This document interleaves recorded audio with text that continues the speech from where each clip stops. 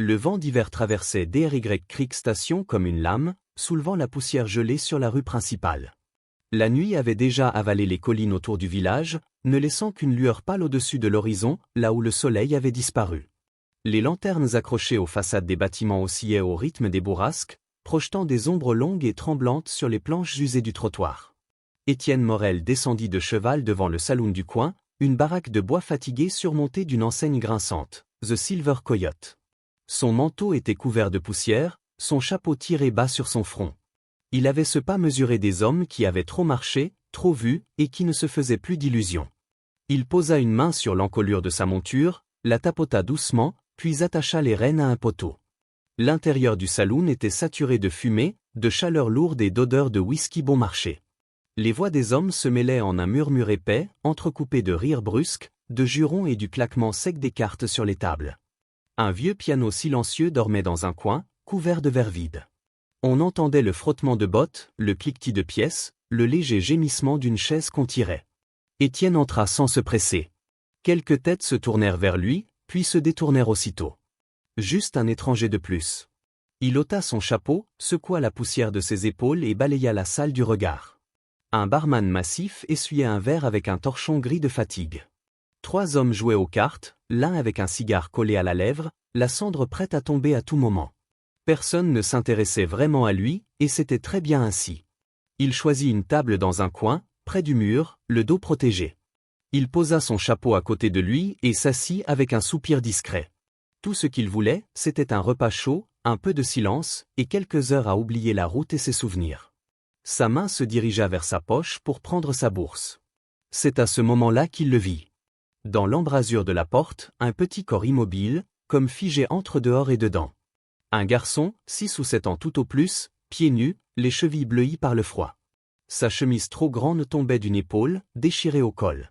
Son visage était noirci par la poussière, mais ses yeux, eux, restaient d'une clarté presque douloureuse, grands, effrayés, toujours en mouvement, comme s'il cherchait une issue qui n'existait pas. Personne ne se retourna vers lui. Le barman continua à essuyer son verre. Les joueurs de cartes se disputèrent une mise. Un rire gras éclata près du comptoir. Le garçon resta planté là quelques secondes, puis, comme poussé par un courage désespéré, il s'avança entre les tables. Ses pieds nus glissèrent sur le plancher, laissant derrière eux de petites empreintes poussiéreuses. Il passa près des hommes sans qu'ils lui accordent la moindre attention, comme s'il était invisible. Arrivé à la table d'Étienne, il s'arrêta, leva la tête et accrocha son manteau d'une petite main tremblante. Étienne baissa les yeux vers lui. De près, il distingua un bleu ancien sur la pommette, une coupure fine près de la lèvre. Le garçon respirait vite, comme s'il avait couru trop longtemps. « Monsieur, s'il vous plaît, prenez ma maman. » Sa voix n'était qu'un souffle à peine assez fort pour franchir le brouhaha de la salle, mais pour Étienne, chaque syllabe résonna avec une netteté étrange. Le petit avala sa salive, ses doigts se crispant sur le tissu. « Il va la tuer, » murmura-t-il. « Pas ce soir, peut-être demain, mais il va la tuer. » Une bouffée d'air froid entra par la porte mal fermée. Étienne resta immobile, son regard sombre fixé sur le visage de l'enfant. Il sentit remonter en lui une vieille résistance, cet instinct de se détourner, de ne plus se mêler des malheurs des autres. Il avait déjà payé trop cher autrefois pour un acte de courage mal récompensé. « Où est ta mère » demanda-t-il enfin, la voix basse, posée. Les yeux du garçon se tournèrent vers l'arrière-salle, là où une porte battante séparait le saloon de ce qu'on devinait être la cuisine ou le débarras. Ses lèvres remuèrent sans émettre un son, puis il baissa la tête. C'est alors qu'un cri monta de l'autre côté de la porte. Un cri de femme, étouffé, pas long, mais chargé d'une douleur aiguë. On entendit un bruit sourd, comme un coup porté par un objet lourd, puis une supplique brisée. « Non, pitié, je vais le refaire, je vous en prie. » Les conversations ralentirent un instant, puis reprirent, plus fortes, comme pour couvrir ce qu'on venait d'entendre. Quelqu'un rit trop fort. Un verre se brisa. Le barman soupira, mais ne bougea pas. La main d'Étienne se crispa sur le bord de la table. Le garçon se colla à lui, les yeux remplis de larmes qu'il retenait de toutes ses forces. « C'est lui, » souffla-t-il. « Harlan Pike. Il dit qu'elle lui doit sa vie. » Alors il frappe, pour lui rappeler. Un autre bruit de choc vint de l'arrière, suivi d'un gémissement étranglé. Étienne se leva lentement. Sa chaise racla le sol, attirant quelques regards, vite détournés. Aucun homme ne se leva pour l'accompagner. Personne ne protesta. Personne n'encouragea non plus. Le garçon s'accrocha à sa jambe lorsqu'Étienne fit un pas vers la porte battante. Il ne pleurait plus, il ne respirait presque plus. Juste ce souffle court qui tremblait au bord de l'asphyxie. Étienne écarta doucement la petite main, posa ses doigts sur la porte et la poussa. De l'autre côté, la lumière était plus crue, le silence plus cru encore. L'odeur de graisse brûlée flottait dans l'air. Sur le sol, à genoux parmi des éclats de bouteilles, une femme tentait tant bien que mal de se relever, une main levée pour se protéger, l'autre appuyée sur le bord d'un vieux fourneau. Et devant elle, un homme large, rouge de colère, brandissait un manche de bois comme une arme. Étienne s'arrêta sur le seuil. Le garçon derrière lui laissa échapper un mot étranglé. « Maman !» La nuit, au dehors, semblait soudain très loin. La petite cuisine du Silver Coyote baignait dans une lumière jaune et vacillante. La flamme d'une lanterne, suspendue trop près du mur, dessinait des ombres nerveuses sur les planches. L'air sentait l'oignon brûlé et le ragoût renversé, mélangé à l'odeur métallique du sang séché. Tout était silence, sauf le craquement du bois sous la chaleur du fourneau. Clara Beaumont était assise sur un tabouret bancal, les épaules affaissées, ses doigts tremblants pressés contre une ecchymose fraîche sur sa joue. Son souffle était saccadé, presque imperceptible, comme si elle avait appris depuis longtemps à respirer sans faire de bruit. Une mèche de cheveux blonds, collée de sueur et de saleté, retombait sur son front. À ses pieds, enroulé dans un vieux manteau de laine trouée, Léo dormait d'un sommeil brisé. Il sursautait au moindre mouvement de la maison, comme un animal habitué au coup. Même dans son sommeil, ses mains agrippaient les bords du tissu, comme si lâcher prise signifiait disparaître.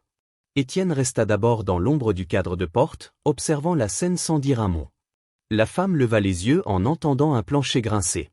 Sa réaction fut immédiate. Elle se redressa brusquement, comme si elle s'attendait à un autre coup. Mais lorsqu'elle reconnut Étienne, elle s'apaisa juste assez pour laisser retomber ses épaules. Il avança de quelques pas, posa son chapeau sur le coin d'un vieux baril et sortit de sa poche un morceau de pain et une tranche de viande séchée. Il les tendit vers elle sans un mot.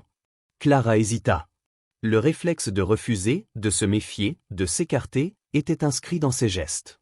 Quelques secondes passèrent, puis elle prit lentement le morceau de pain du bout des doigts. « Pourquoi » murmura-t-elle.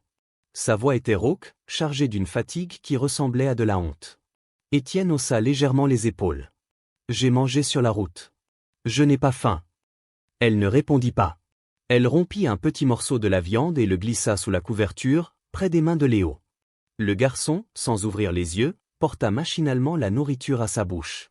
Un mouvement si précis, si instinctif, qu'il brisa quelque chose dans la poitrine d'Étienne. Il s'adossa au mur, croisa les bras, laissant Clara goûter enfin à un semblant de repos. Pendant un long moment, seuls les petits bruits du feu emplirent la pièce. Puis Clara inspira profondément, comme si parler allait lui coûter. « Il n'a pas toujours été comme ça », dit-elle d'une voix presque inaudible. Harlan Pike. Au début, il criait seulement. Puis il a bu davantage. Et un soir, on m'a offerte pour payer une dette qui n'était même pas la mienne. Elle effleura une marque violette au-dessus de son clavicule. Il dit que je lui dois ma vie. Alors chaque soir, il me rappelle ce que ça veut dire. Étienne baissa les yeux, fixant ses bottes, laissant les mots se déposer en lui. Il les connaissait, ces histoires. Le territoire en était rempli. Mais chaque fois, elle sonnait plus lourde. « Et le garçon » demanda-t-il doucement.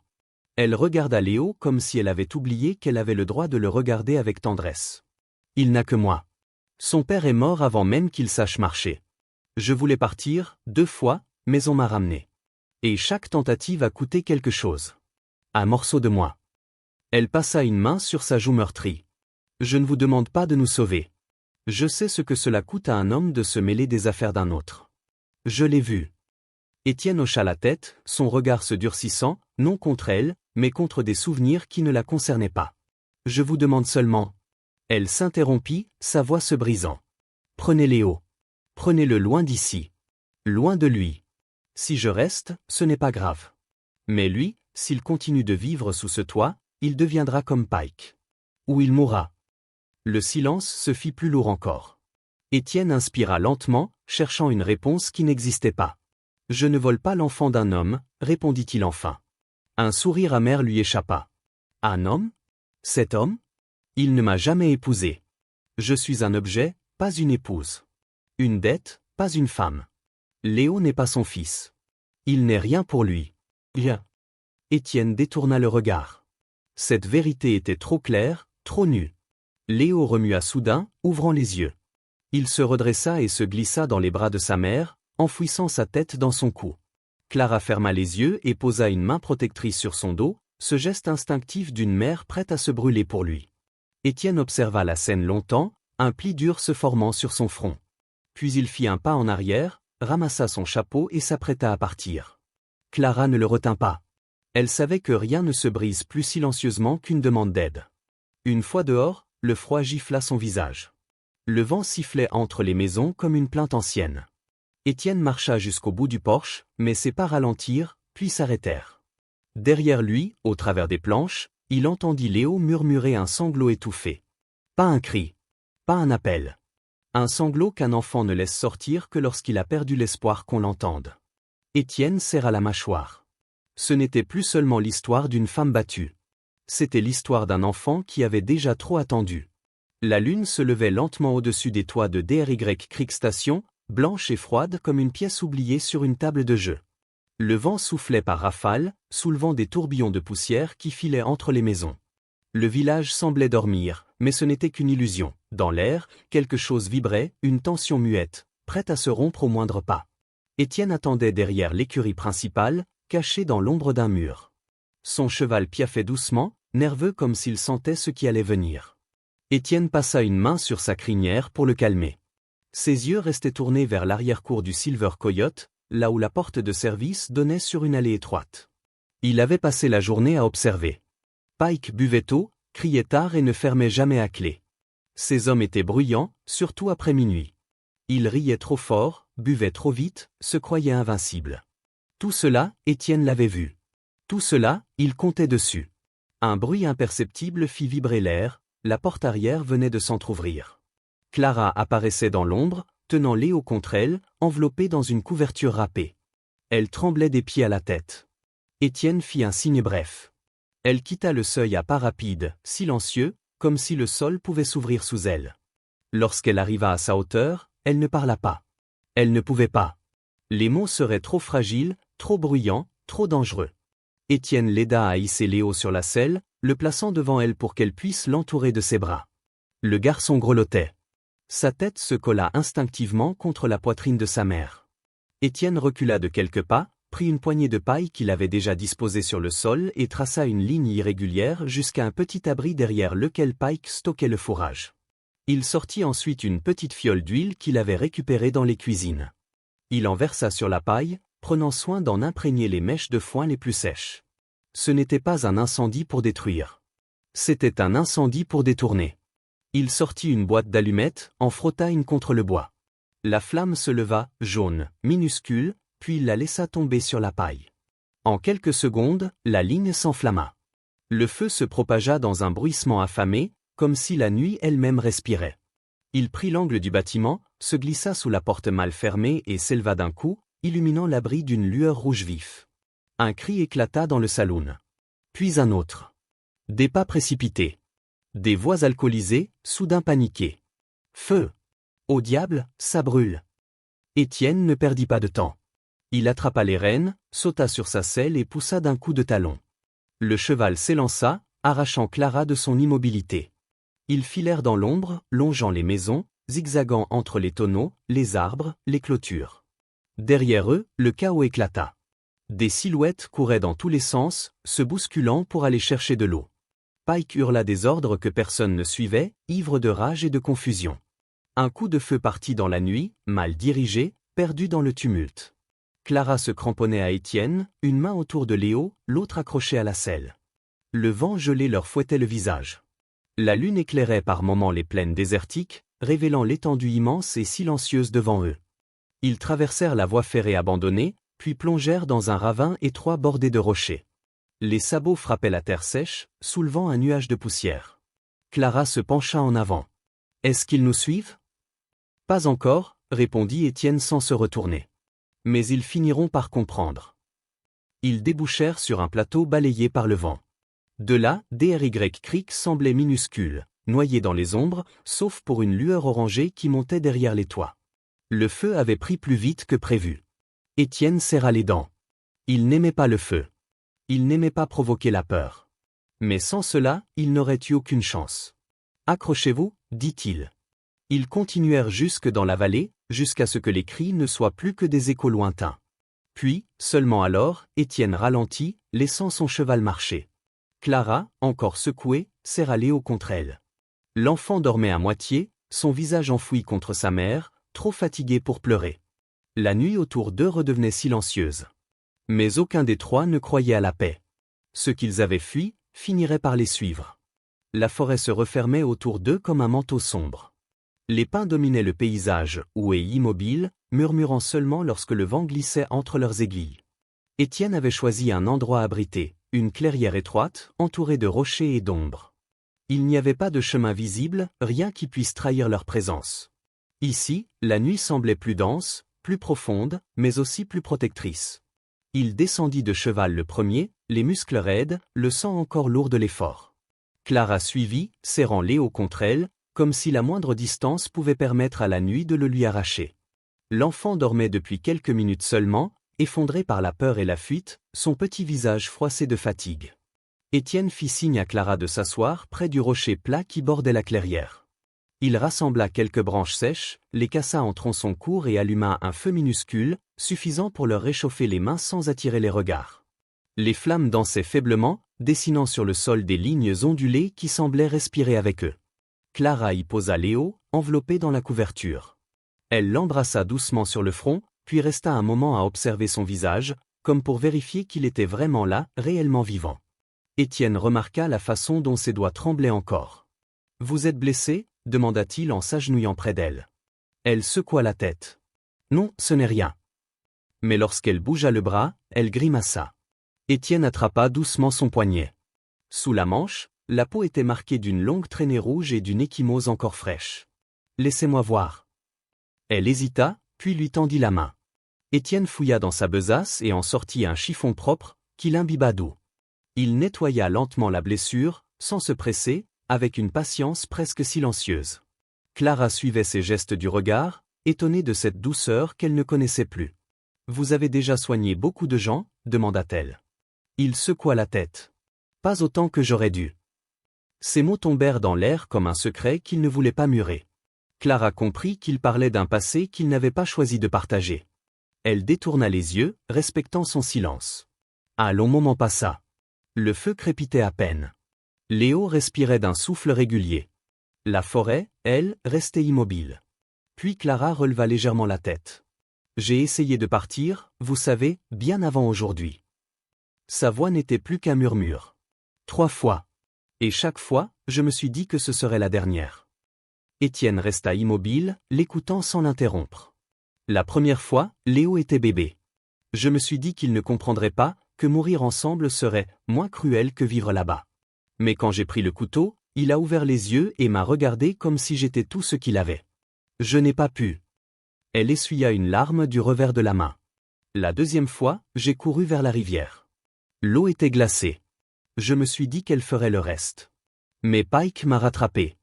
Il m'a ramené, et j'ai cru que je n'allais plus jamais marcher. Un silence lourd suivit. Les flammes se reflétaient dans ses yeux humides. Et la troisième fois, elle inspira profondément. J'ai prié pour qu'un seul regard, un seul, me voie autrement. Pas comme une dette, pas comme un poids. Mais comme une âme encore vivante. Elle leva les yeux vers Étienne. Il la fixait avec cette même expression calme et grave qu'il avait eue au saloon. Un homme qui voyait, un homme qui ne détournait pas les yeux. « Je ne sais pas si je peux vous faire confiance », murmura-t-elle. Étienne prit sa main, très doucement, comme on prendrait un objet fragile. « Vous n'avez pas besoin de me faire confiance pour la vie entière, » répondit-il. « Juste pour cette nuit. » Clara baissa les yeux, émue, et hocha la tête. Un bruit sourd résonna soudain dans la forêt. Un craquement, puis un autre. Étienne se redressa d'un mouvement vif, la main proche de son revolver. Clara resserra instinctivement Léo contre elle. Le bruit s'éloigna. Peut-être un cerf. Peut-être autre chose. Étienne resta immobile, tendu, les yeux fixés vers les arbres. « Pike ne vous laissera pas partir, » dit-il enfin. « Et si sa fureur ne suffit pas, d'autres hommes la feront pour lui. On doit bouger à la première lueur. » Clara hocha la tête, sans protester. Le feu s'adoucit. Le froid s'intensifia. Et dans ce minuscule refuge perdu au cœur de la nuit, 3 silhouettes tremblaient ensemble, non plus de peur, mais de cette fragile possibilité qu'on ose appeler espoir.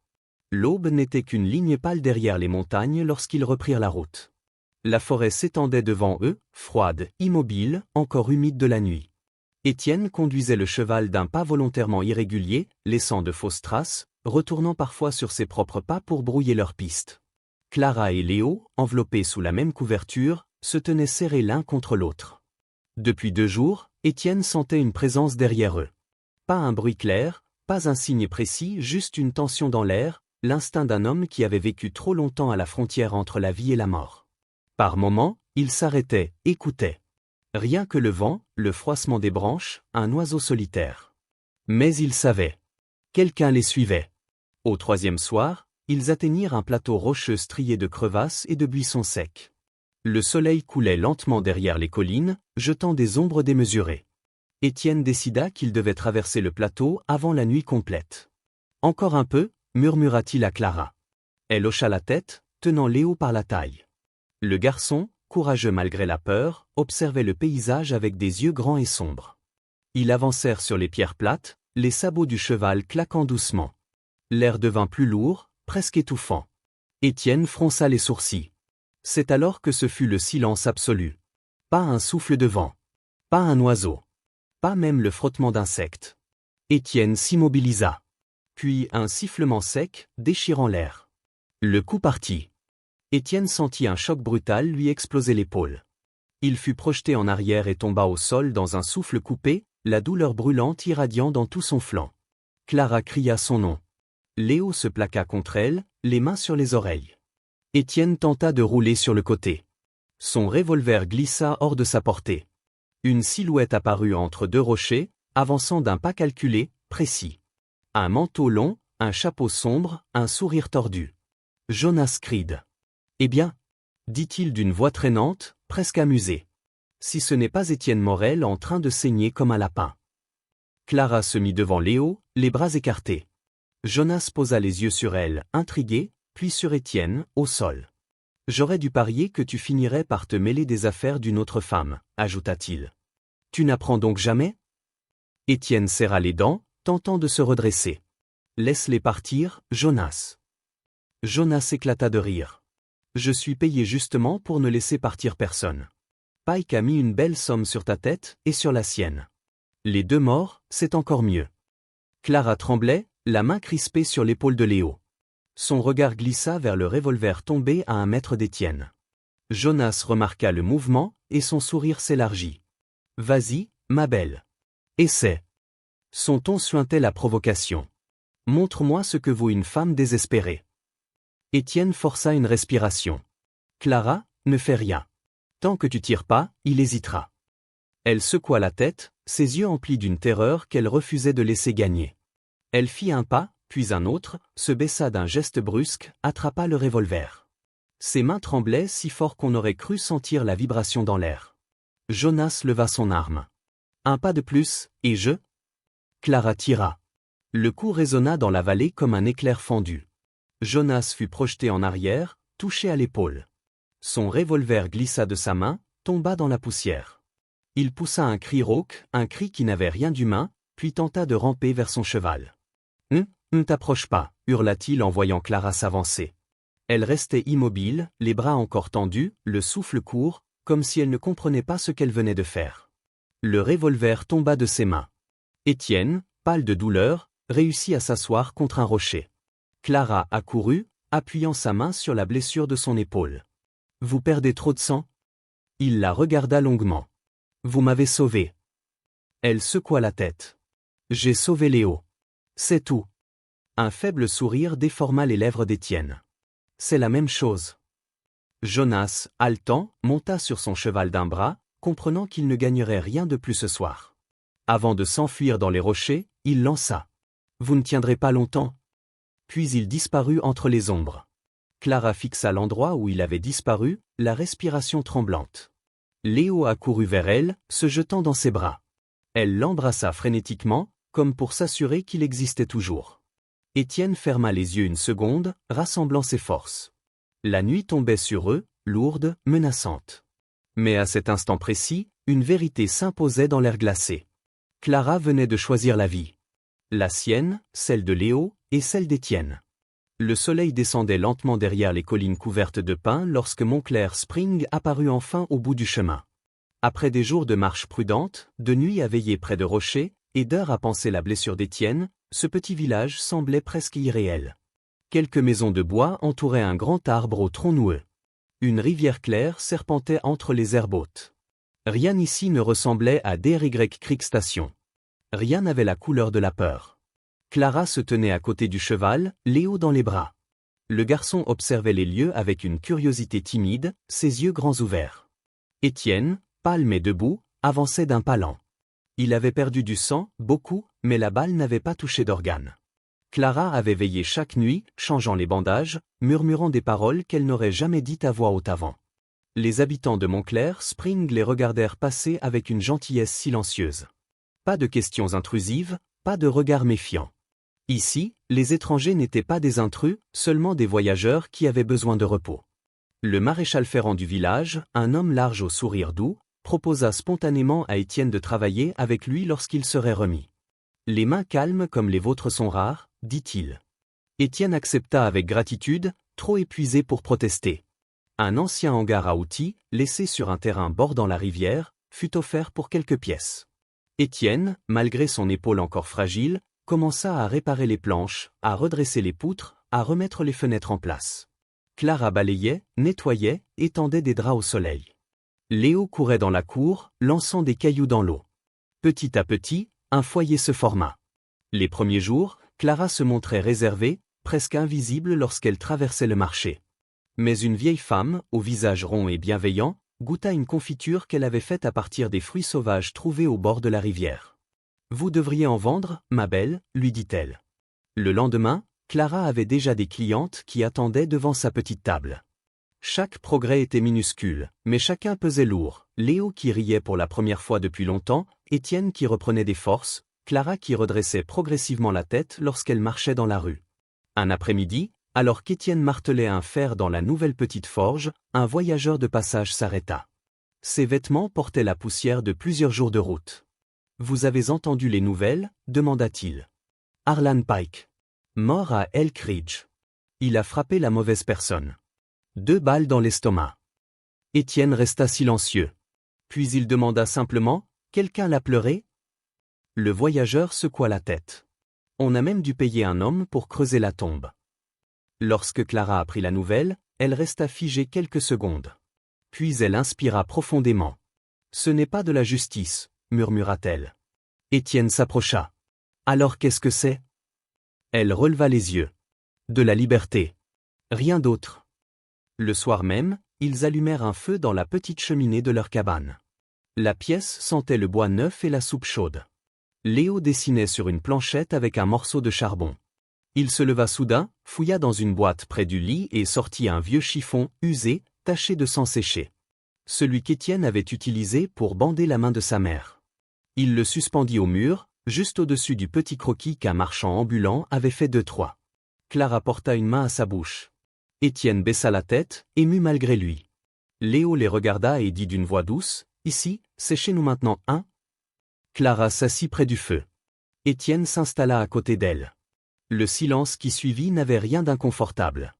C'était un silence rempli de chaleur, d'avenir, de choses simples et réparables.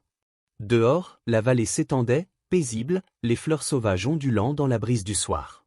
Et dans cette petite maison de bois, un nouveau chapitre venait de s'écrire, sans cri, sans chaîne, sans ombre menaçante derrière la porte. Juste une famille, enfin debout.